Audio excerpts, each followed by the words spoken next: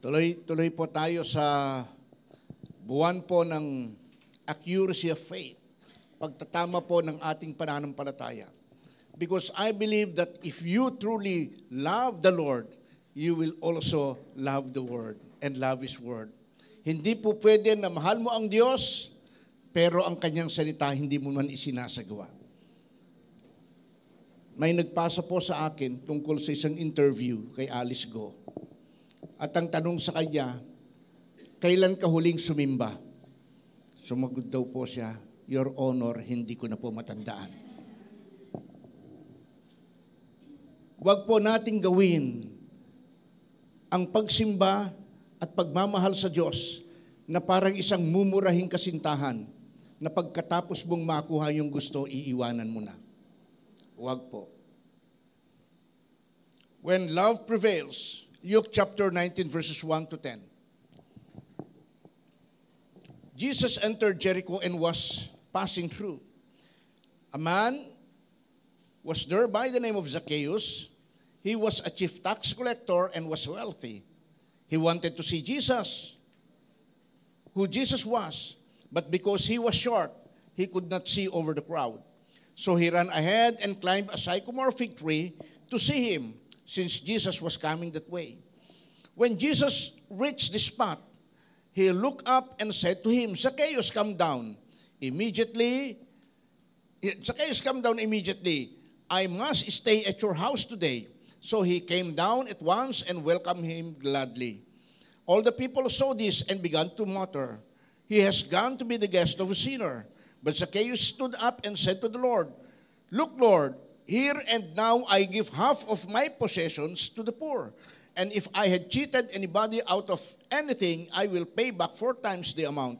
Jesus said to him, Today salvation is come to this house, because this man too is a son of Abraham. For the Son of Man came to seek and save which was lost. Nung ibinigay ito sa akin ng Panginoon, marami ng halos linggo ang nagdaan. At hindi po nagtatama sa puso ko, although may tama na po sa puso ko that to give this message. Pero sabi ko, Lord, parang tuwing encounter na lang, ito naman yung sineshare. Ngayon, ito na naman. Pero may bago si Lord. At pagkatapos nun, pray pa ulit ako sa Lord. Nakipag-bargain ako. So sabi ko, Lord, ito ba yung tamang oras at panahon nung mga nagdaang linggo? Pero parang tahimik. So I decided to preach what I've been preached last Sunday. Pero itong week na to, ay hindi na po ako pinalampas ng Panginoon. Because may mga revelation na inilagay ng Lord sa puso ko patungkol po rito. So, tignan po natin ang buhay ni Zacchaeus. Nandun sa lugar ng Jericho, na sa panahon ng Old Testament, ang Jericho po ay lugar na isinumpa. At yung magtatayo muli sa muog na ito, at magkaroon muli ng pagiging city ay mga isusumpa, at nangyari po, namatay ang panganay, namatay din ang bunsong anak ng isang taong ito na nagtayo ng muog nito at ng gate. But then in the time of the Lord Jesus Christ, this city has been restored. To the point na naging mayaman na po siyang syudad at pinupuntahan ng maraming tao, kaya po mayroon pong isang blind Bartimaeus na nandun sa lugar na yon para mamalimos. At dahil ang lugar na ito ay kilala, very common na sa mga tao, pinupuntahan ng mga tao to the point that Jesus went into this place. At nung siya po ay nagpunta doon, marami na pong tao ang nandoon. One is Zacchaeus. So, Zacchaeus, isa pong mayaman na tao sa kanyang kapanahunan, bagamat maliit po siya, pero siya po ay untouchable. Kasi po, ang pera ay pwede po niyang utusan para kumitil po ng buhay ng tao. Ang pera pwede po niyang utusan para pahirapan din kahit yung mga nasa panig ng katotohanan. Ganun po kakapangyarihan si Zacchaeus sa pamamagitan ng perang mayroon po siya. So government official siya at napak-influential. Minahal siya ng mga katulad niya kasi nagsusupply siya ng pangangailangan ng iba. Pero sa may hirap, siya po ay enemy o public enemy number 1. He was hated by many, but he was loyal and obedient to his leader. But isang araw, mayroong transformation na naganap sa kanyang buhay. Mula po doon sa kanya pong tinatawag na pagiging gahaman, nauwi po sa pagiging mapagbigay. From greediness to generosity. From worldly to heavenlies. From slavery to freedom. And from being an enemy to become a friend of God. Ito po yung transformation ng kanyang buhay at tinanong ko po sa Panginoon, paano nangyari?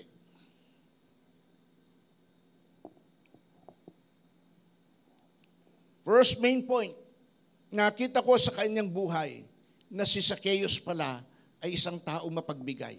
In spite of his greediness, sa kabila ng kanyang pagiging gahaman, sa kabila ng kanyang walang satisfaction at wala pong kaginhawaan para po kumuha ng kumuha, ang taong ito deep inside, siya po pala ay marunong magbigay. So, nagbigay siya because Jesus was in him. Tayo rin dapat ganon. We give because Jesus is in us. Nung wala pang Jesus si Zacchaeus, siya po ay mapang-api. Pero nung dumating ang Jesus sa kanyang buhay, nagbago ang kanyang buhay. Kaya sa verse 8, ang sabi, but Zacchaeus stood up and said to the Lord, look Lord, here and now I give half of my possession. Kalahati po ng kanyang pag-aari. Dati wala po siyang patawad. Kapag siya binibigyan ng tamang buwis, ang sabi niya, hindi ito sapat. Naghahangad siya ng mas malaki pa doon. Pero at this moment, kalahati na po ng kanyang pag-aari. Ang kaya na po niyang ibigay. Sabi niya, and if I have cheated anybody out of anything, I will pay back 4 times the amount. Magbibigay na ng kalahati ng kanyang pag-aari, ibabalik pa niya ng 4 na beses yung kanyang nadaya, kung mayroon man. Sa panahong ito, public enemy number 1 siya. Kaya yung salitang kung mayroon man, marami. Maraming man. Di ba? Sabi niya, kung merong man, maraming man. Dahil yung mga man, mga padre de pamilya ito, na kanya po talagang pinarusahan. So, Jesus must be our reason for giving. Because this was the moment na pinakita sa atin ng Diyos yung kanyang pagbibigay when He gave His Son. When God sent His Son, when God gave His Son, ito ay halimbawa ng pagbibigay. Hindi tayo nagbibigay ng pera lang. Kasi maraming tao nagbibigay ng pera pero hindi nagbibigay ng buhay. Maraming tao binibigay ang pera pero ang kanilang katawan ay hindi nila maibigay. Kaya nga ang sabi ng Bible, for what shall a profit a man if he gains the whole world but in the end he will lose his soul? Ano ang mapapala mo? Magbigay ka man ng milyones kung ang iyong katawan physically ay hindi nagbigay glory to God. Romans 12, verse 1 and 2. Ito yung totoong pagsamba. Anong sabi niya sa verse 2? But you will present your bodies as a living sacrifice. Man, body. Holy and acceptable to God, which is your act of worship. So, ang worship po, true worship, is by giving our bodies to God. Holy and acceptable. Kaya yun ang sabi ko kanina sa inyo. Nung tinanong ang babaeng ito, kailan ka huling nagsimba? Hindi niya matandaan. Kaya nasabi ko, wag natin gawin na ang pagsimba at maging ang Diyos ay parang isang mumurahing kasintahan na pagkatapos mong makuha ang gusto mo sa Lord, iwan mo na siya. No? Gamitin natin ang katawang ito para sa Diyos. Wag mong salaulain yan dahil templo yan ng Santong Espiritu. Ano kung sa ngayon biktima ka sa nakaraan ng salitang hindi nararapat, pero ngayon nakakilala ka sa Lord. Bigyan mo naman ng katawan mo ng dangal para sa Panginoon. Mahirap yung isang kantang, pag-ibig ko'y walang dangal, ang alay ko sa iyo. Matatanggap mo ba ito? Dapat hindi ganon. Nag-alay ka ng pag-ibig, walang dangal. So, it is a command of God. Yung pagbibigay, it's not a command ng sino man. It is a command of God. pinadaan lang ng Diyos ang mensaheng ito sa kanyang mga pastor na para ito ibahagi sa inyo. So Zacchaeus was convicted to give in the presence of Jesus. Kapag wala kang Jesus, hindi mo maiisip magbigay ng tao sa puso. Pwede kang magbigay na kahit pahagis lang o kaya magbibigay ka dahil gusto mo lang. Pero ang totoong nagbibigay, nagmamahal. So kapag mapagbigay ka, kinikilala ka, di lang sa mundo, kahit sa langit.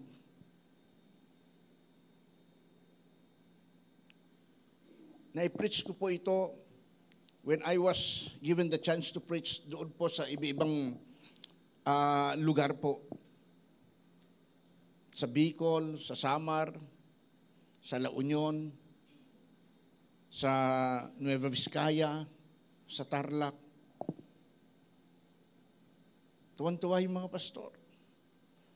Kasi sabi nila, pastor, hindi namin kayang i-preach yan. Pero salamat yan ang na-preach mo. Yun ang need namin.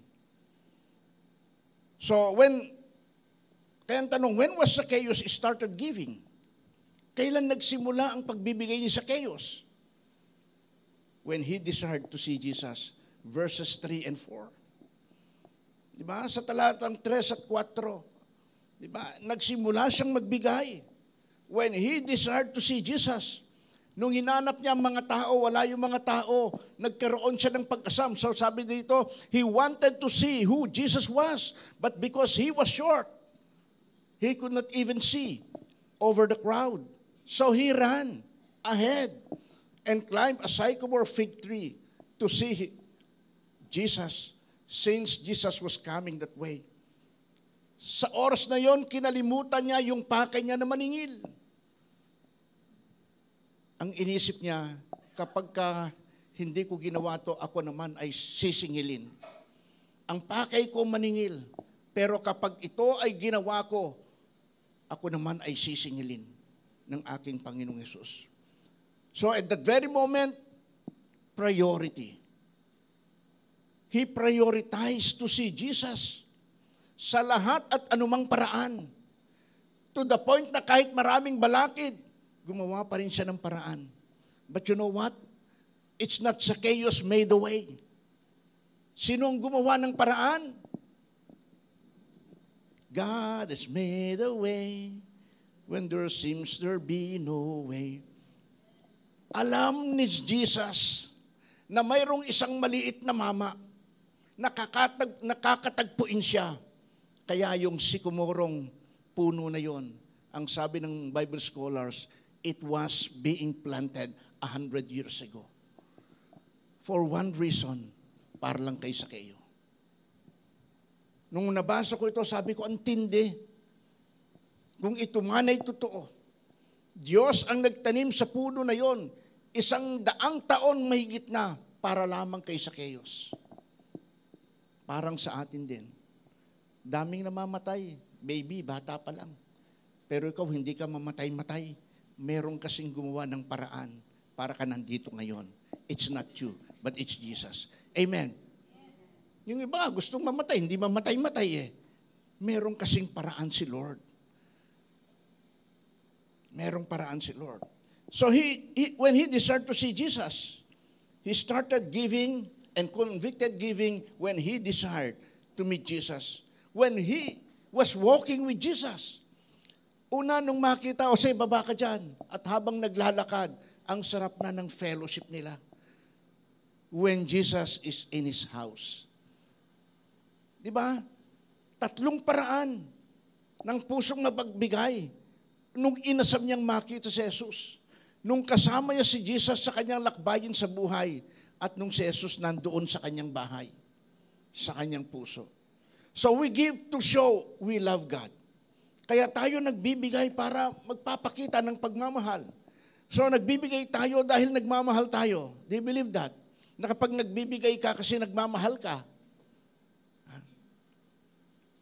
Merong isang ginang dito, magchat-chat yan, Pastor, nagluto ako ng laing, pero hindi ko nilagyan ng baboy kasi bawal sa iyo. Tapos dadali niya sa bahay, nandun man ako o wala, ang sarap ng laing. mainit-init pa, hindi niya pinainit, bagong luto. And that is love. So true love is willing to wait and sacrifice. Hindi yung parang last trip na ng buhay mo. And true love is never afraid of losing someone just to please and obey the Lord. Ang totoong pagmamahal, kayang isakripisyo ang isang bagay na malapit sa Kanya just for the glory of God. At yon ang ginawa ni Zacchaeus. Sinacrifice niya ang araw ng singilin para lang makita si Jesus at magbigay. Sa araw na yon, ang isip niya magkamit, pero nabago nung siya ay nagkaroon ng pag-asam na makita si Jesus. At nung makita niya si Jesus, hindi lang basta ganun ang sitwasyon. Yung pagmamahal dumating sa kabila ng pagnitngit niya na wala siyang masingil dahil ang mga tao nandun kasama ni Jesus. So true love prioritize God and their spiritual growth. Ang totoong pagmamahal, ang pangunahin niya, walang iba kundi ang Diyos at paglago ng kanyang sarili. So our giving is not an obligation, not even our duty, but we give because we love. Amen. Ang isang magulang, hindi maghahanap buhay dahil obligasyon na pakainin ng pamilya. Maghahanap buhay dahil sa pagmamahal sa pamilya. Na kahit anong trabaho susuungin na, mayroon lang maiuwi sa pamilya. Na kung mag-a-apply at walang tatanggap yan kahit construction. Marunong ka ba magtayo ng bahay? Marunong po ako. May karanasan ka? Wala po. Pero bakit ka marunong? Kailangan ko po kasi mapakain ng pamilya ko. It is because of love. It's not because of obligation. So our giving is our response to God's love. Yung pagbibigay mo, yan po dapat ang tugon. So papaano ka tumugon sa nagmamahal sa iyo? Kasi kapag totoong nagmamahal ka, lagi mong iniisip kung anong ibibigay mo sa mahal mo. Kanina may nag-abot na sa akin, Pastor, para sa iyo po.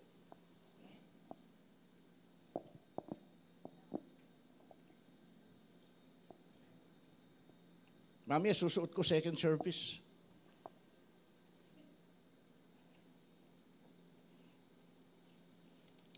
So kapag giver ka, bibigyan ka rin ni Lord ng mga friends mong giver. Giver din. Kapag giver ka, ilalapit ka ni Lord.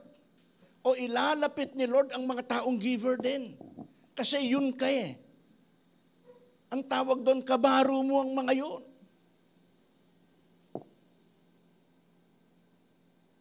Pag ang kaibigan mo, hindi yan mga giver, iwan mo. Hihilahin ka yan sa pagiging kuripot. Pero kapag kaibigan mo, mga mapagbigay, mapipilitan ka. At kapag lalo na kung ikaw mapagbigay, mga kaibigan mo matututong magbigay. Amen. Kapag kuripot ka, maghihirap ka. Sabi ng Bible. Kasi ang susi ng pagyaman ay pagtatanim ng marami. Sabi ng Bible, sabi ng salita ng Diyos. So your giving makes your dream comes true.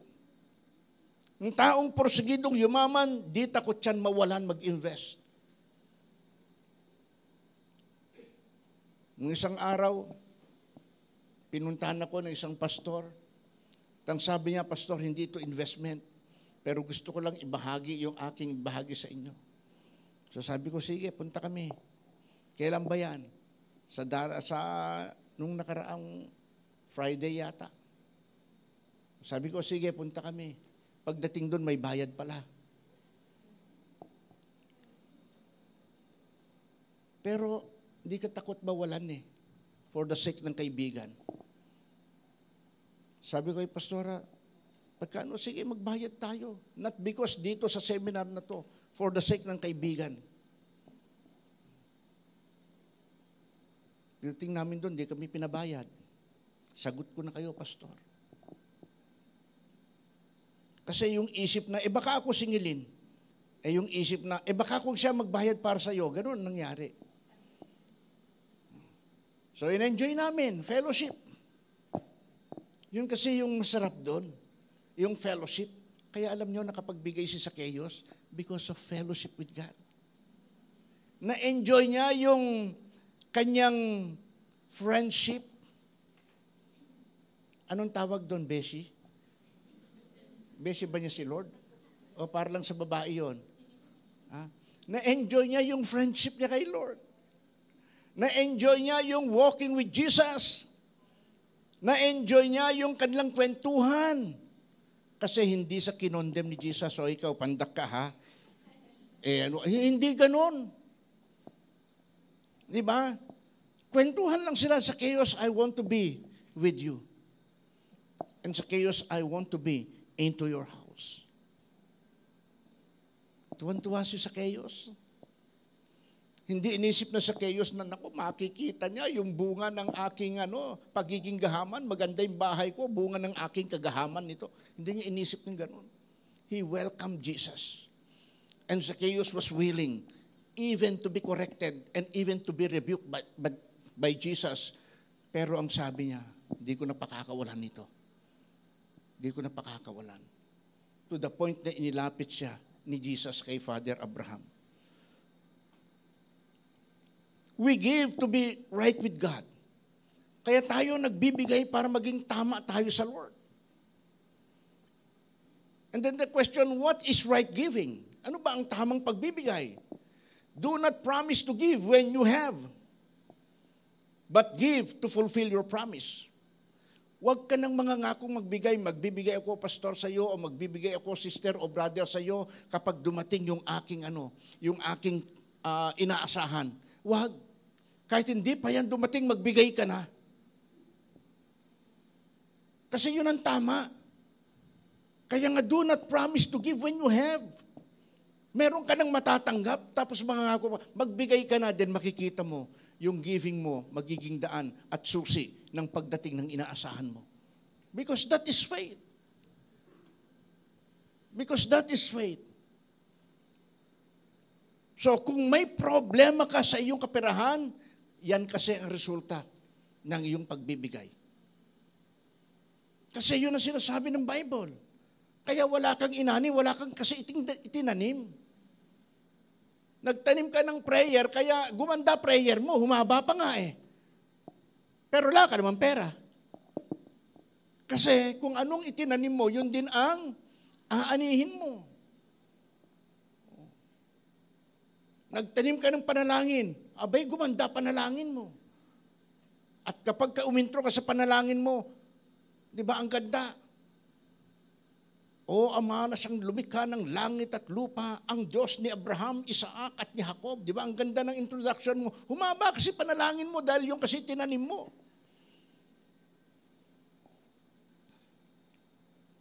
So giving is eternal investment. Kapag nagbigay ka sa Diyos, hindi waldas si Diyos. Bagamat yung pera na ubos, pero investment mo kay Lord, preserve yun. Nakapreserve yun. Kasi nga, eternal na investment po yan.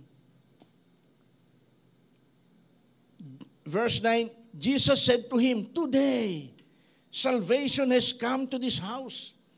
When Zacchaeus declared, nung itong si Zacchaeus nagpahayag, nagsabi na ibibigay ko ito, kalahati ng aking property, at ibibigay ko 4 beses. Anong sabi? Today salvation has come to this house because this man too is a son of Abraham. So through his giving, salvation comes. And giving brings salvation. Giving brings peace. After this, wala nang kumonde na kay Zacchaeus. Naging kaibigan na siya ng lahat. Bakit? Namigay. Ha? Ikompra ninyo yung mga, sabihin na lang, dating mayor. Sa mayor ng panahon ng ayuda. Di ba napupuri siya? Bakit? Ayuda, nagbibigay. Samantalang yung mga nakaang mayor, wala.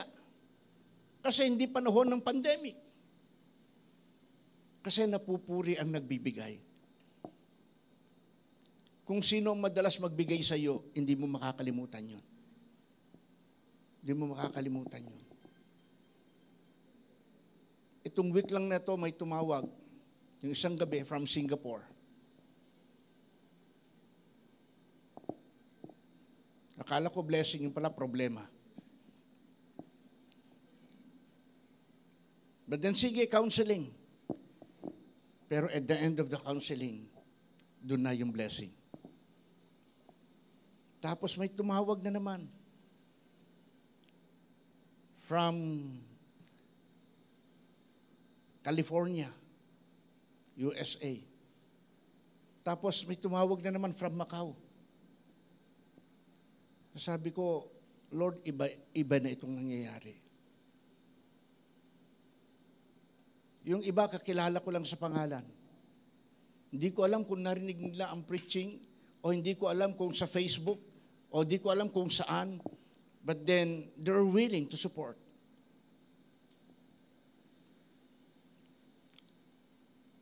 So, giving brings joy and happiness.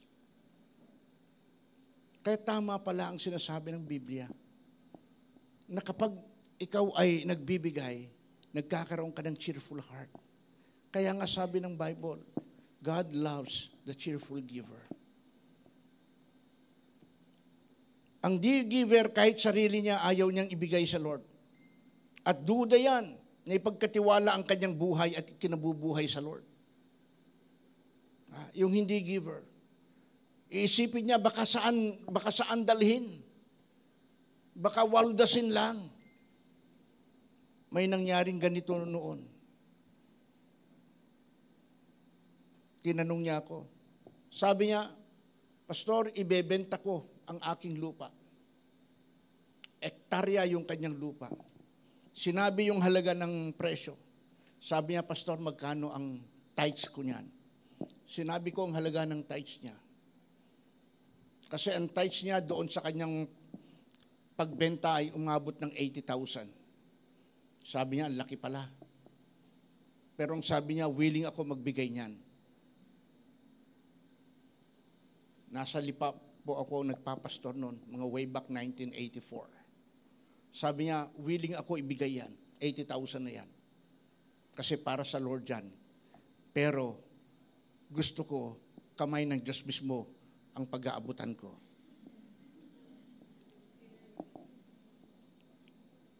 Anong tawag doon? Pera na, naging bato pa. Di ba? Willing siya magbigay ng 80,000, pero gusto niya, sa Diyos niya mismo ibigay. After a week, ang taong yun po, as in na-paralyze. Lahat ng pinagbentahan niya, pati yung tithes niya, nagastos. Dinalaw ko sa bahay. Malaki yung bahay po nila, parang kasing laki ng ganito, up and down pa. Parang 5 o 3 ang kwarto sa taas na doon kami natulog nung mga panahon pang yon. Kasama ko si Bishop. Pero yung baba ng kanyang bahay, wala na pong lahat ng gamit na dati ang gaganda. Ang nandun lang po ay isang kawayang mahaba na nakaupo siya at yan ay ginagabayan na lang niya. Sabi ko, Lord, anong nangyari sa taong ito?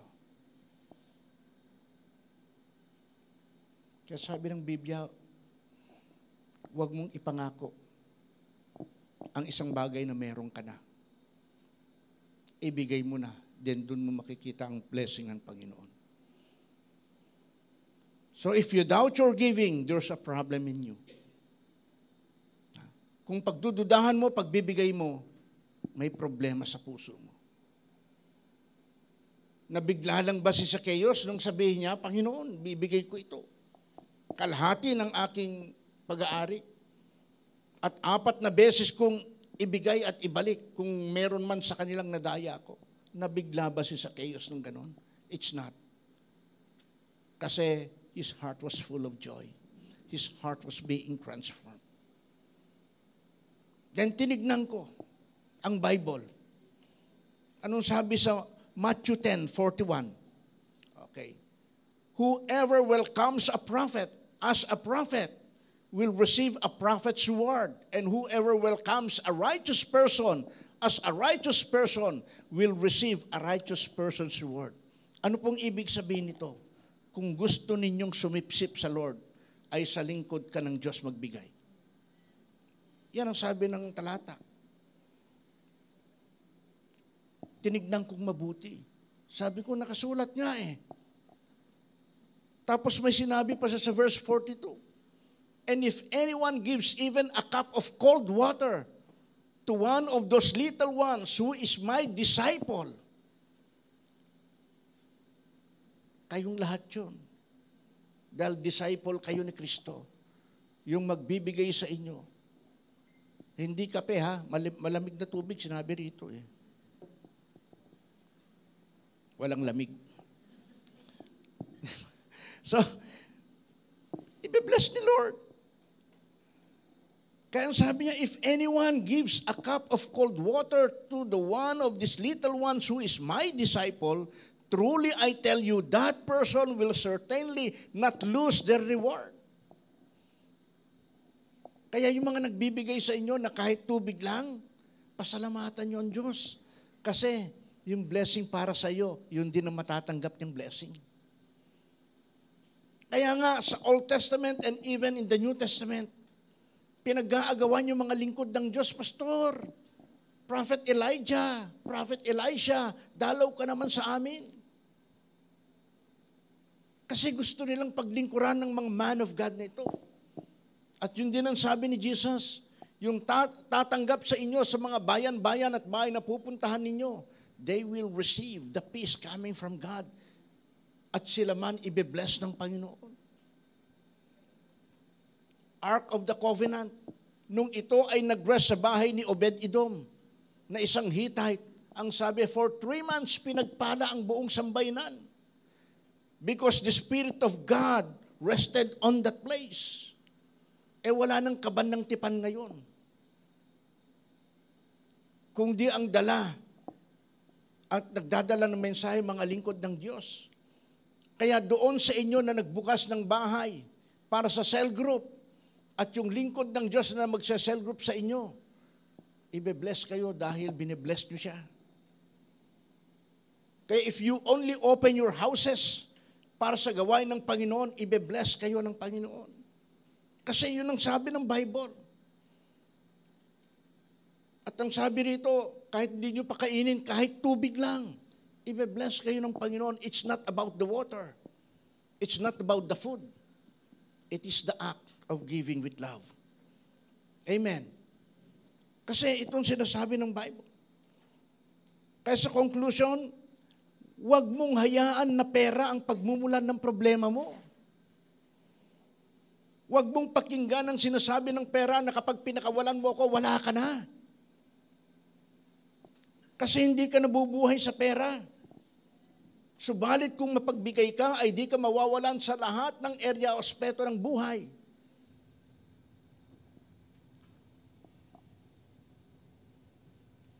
Nung isang araw, pagbukas ko ng cellphone, biglang may nagpadala. Nung tinignan ko, taga Hong Kong. Tuwan-tuwa si Ate Alma. Sabi niya, Pastor, bigyan niyo po si Ate Alma. Bakit? Mga inakay ito ni Ate Alma. Nung panahon, magkakasama pa kami sa Pasay. Hindi nalimutan. Bakit nagkaganon? Nagtanim si Ate Alma sa kanya. Ako ang youth pastor nung panahon nila. Hindi rin ako nakalimutan. Konti lang bigay mo, Pastor, kay Ate Alma, ha? Ha? Tapos may doon, naka-specify kung magkano. Pinakita ko kay Ate Alma. Sabi ni Ate Alma, Pastor, salamat, sabihin mo sa ulitin.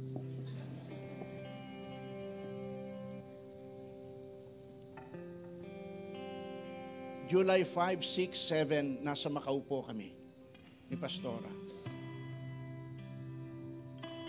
At ang sabi ng nagbigay na to, Pastor, kung makadaan po kayo ng Hong Kong, magkita po tayo. Dumating po yung aming ticket, dadaan po kami sa Hong Kong. Pag-uwi, sabi niya, Pastor, anong oras po kayo makakadaan dito sa Hong Kong? Sabi ko siguro mga 6:00 ng madaling araw. Sabi niya, wala po akong bus noon. Sa Pilipinas na lang tayo magkita.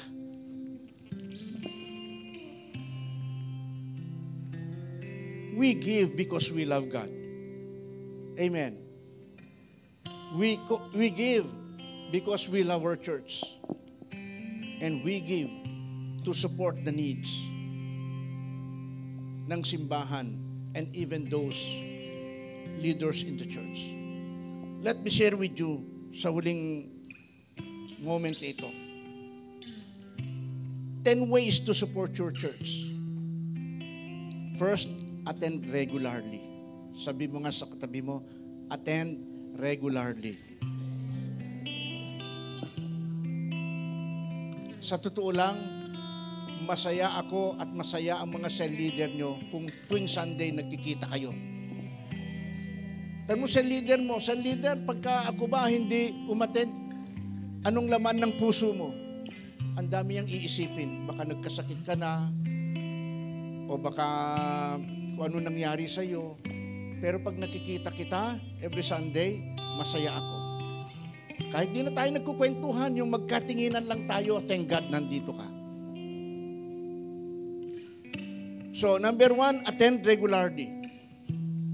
Number 2, give generously. That is one way on how to support your church.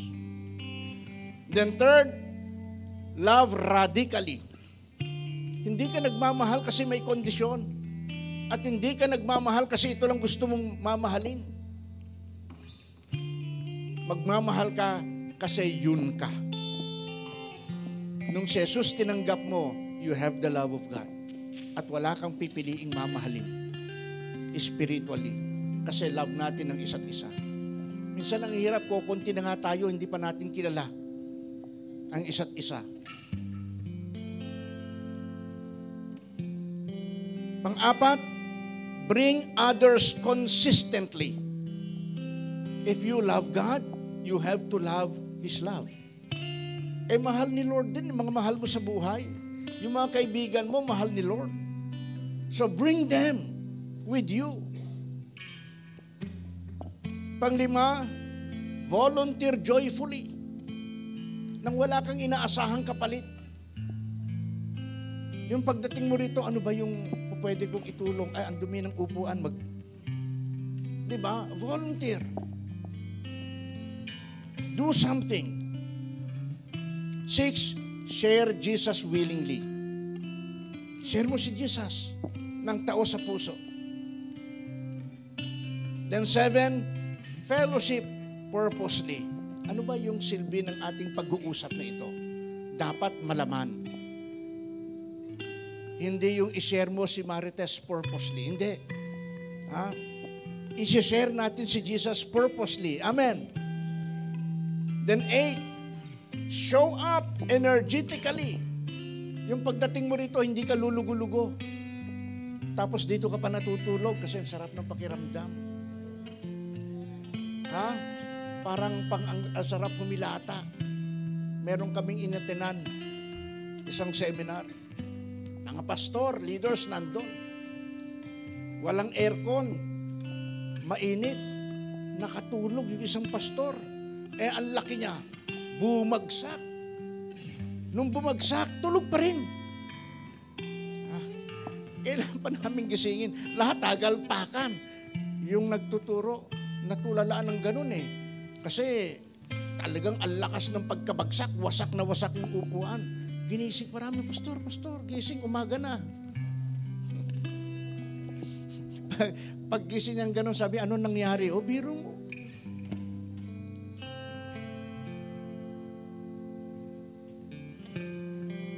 Nine, pray fervently. Kaya tayo nagsasoking sa umaga ng Sabado. Pe-pray tayo. Kaya lagi tayong may prayer araw-araw. Di ba? sa ganap ng alas 5 ng umaga at maging po sa gabi, nagpe-pray po tayo fervently. And last, encourage each one faithfully. Courage natin. Kasi pag ginawa natin ito, ang sarap. Di ba? Ang sarap ng fellowship. Kanina habang nag-aalmusal kami, sabi ko sa kasama ko sa mesa, habang tinutugtog ang isang kanta, sabi ko, pakinggan ninyo yung kantang yan na pinapatugtog ni nanay. Sabi ko, nung araw, yan na yung worship song namin. Very solemn siya na pag kinakanta yon, ang mga tao nagkakaroon na ng breakthrough sa buhay. It is because yung relationship sa Diyos maayos. When you have that true relationship with God, you will learn to prioritize God. Above all, tayong lahat ay tumayo.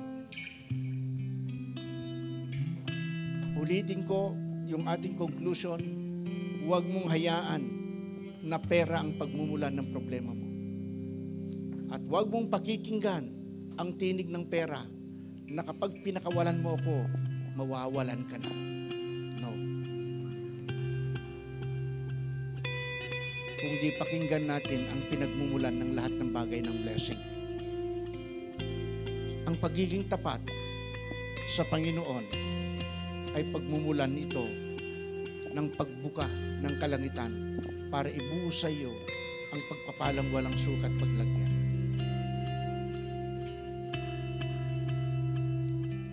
So ano yung pamagat natin? The love that prevails.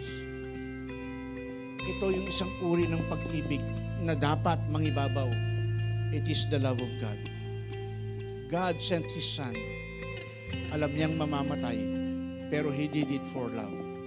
Ang tawag doon, God prioritized you before anything else because God wanted to prosper your spiritual life and your physical bodies sa pamamagitan din ng pagkakaroon ng material na bagay.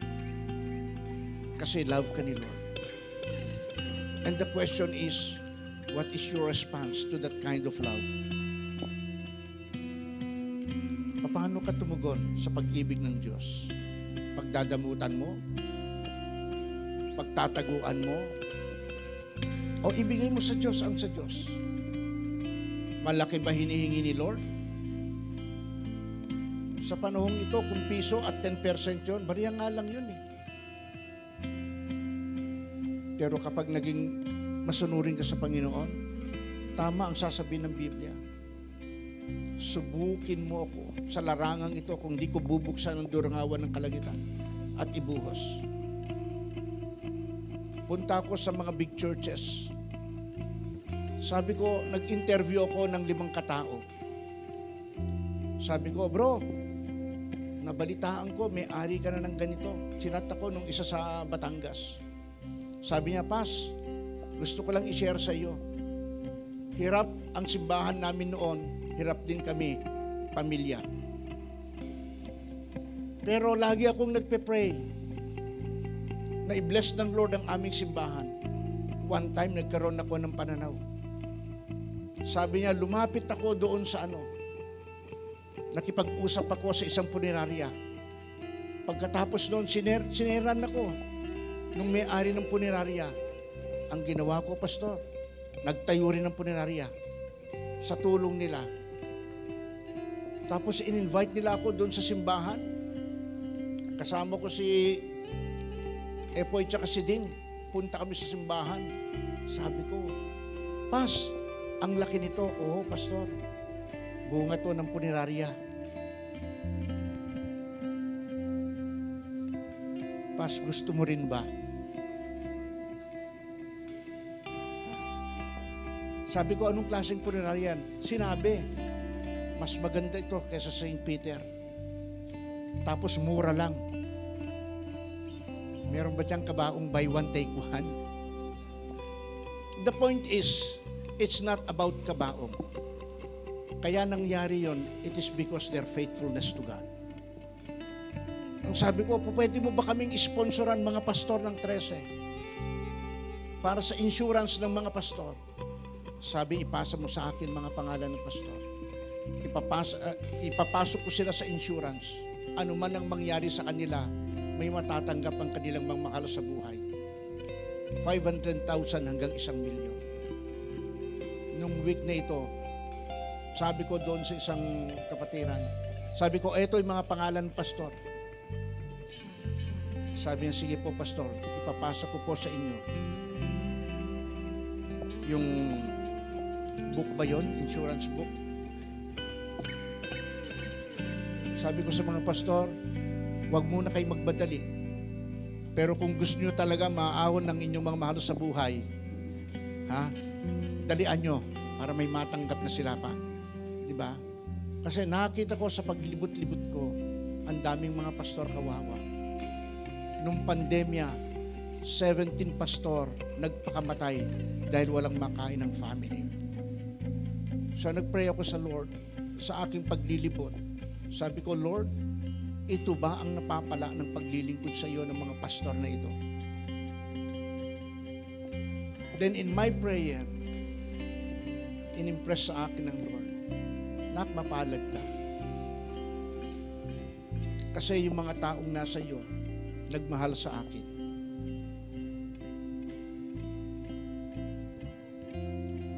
Yung ating giving sa Lord, ituloy niyo yun kasi para kay Lord yun. Mas masarap gastusin ng pera na para sa Panginoon kaysa gastusin nyo ang pera na pag inisip nyo, parang dinaya ako ni Shopee. Parang nadaya ako ni Shane. Hindi kasi ito ine-expect ko eh. Nag-order ako ng tolda, ang dumating tela. Di ba?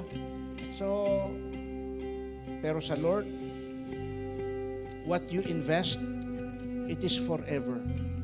And what you invest, when you need it, in time of need, it will come. Because God never comes late. He always there at the very moment when you need it. And that is the goodness of God. Tayo'y manalangin. Lord, salamat po. Kasi nakita namin ang halimbawa ni Sakeo. Mula sa kanyang pagiging sakim at gahaman sa makamundong bagay.